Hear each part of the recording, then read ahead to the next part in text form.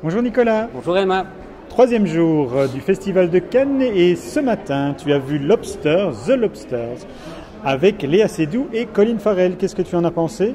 C'était un petit bijou. C'est Yorgos Lanthimos, réalisateur grec, qui signe un premier film en langue anglaise, tourné en Irlande dans des décors sublimes. On est à nouveau dans un univers complètement surréaliste où on a un personnage principal qui intègre en fait une sorte d'hôtel qui pourrait être plutôt peut-être un hôpital parce qu'il est célibataire et comme tout célibataire, il doit trouver l'âme sœur. Il a 45 jours. S'il ne trouve pas l'âme sœur, eh bien, il sera transformé en l'animal de son choix.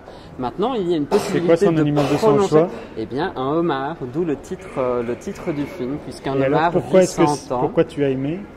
Eh bien parce qu'on retrouve vraiment l'univers fantasque de Yorgos Lanthimos, mais surtout, ça, c'est une satire de la société, de notre société, qui veut absolument qu'on soit en couple ou à l'inverse, qu'on soit absolument célibataire. Alors Nicolas, aujourd'hui, il y avait également le Woody Allen, Irrational Man avec Emma Stone. Tu ne l'as pas vu? Non, je ne l'ai pas vu parce que j'ai couru à la quinzaine des réalisateurs pour voir le Arnaud Desplechin. Qui est un sublime Trois souvenirs de ma jeunesse, oui. Avec Mathieu Amalric. Avec Mathieu Amalric, mais avec surtout Quentin Dolmer et Lou Roy-Le Collinet. Ça tombe bien Nicolas parce qu'on les a rencontrés. Je te propose qu'on les écoute. Écoutons ça. Enfin non, on va pas les écouter, on va juste dire qu'on peut cliquer. Voilà, on fait un clic, il y a un cliquable sur mon nez. Alors la grande surprise, c'est un film qui était très attendu, Le Fils de Saul, un premier film d'un réalisateur hongrois.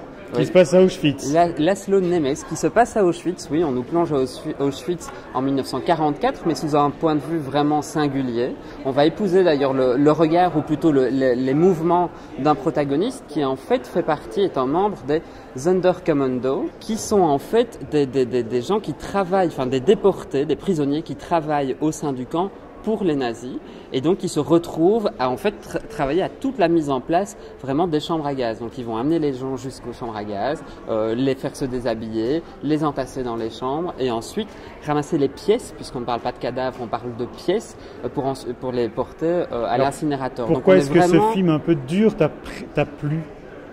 Eh bien, il y a dès le début du film un basculement. Le protagoniste principal voit un cadavre d'enfant qui a même un sursaut, qui semble résister au gaz, et voit dans ce cadavre son fils.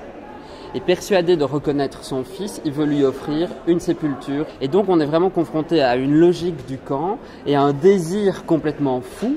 Et à travers ce désir complètement fou, il va tout faire pour pouvoir mettre ça en place. On voit la vie du camp avec un réalisme cru, un réalisme qui est vraiment pour nous oppressant. L'image est vraiment est magistrale, même si le réalisateur ne veut pas faire un film esthétique. Le son est un son direct oppressant, c'est maîtrisé de bout en bout, c'est surprenant. Bon, et bien ce sera tout pour cette émission Nicolas. On se retrouve demain pour un autre cinéma spécial Cannes. Et qu'aura-t-on demain? Nous aurons en tout cas le Gus Van Sant de Sea of Stars.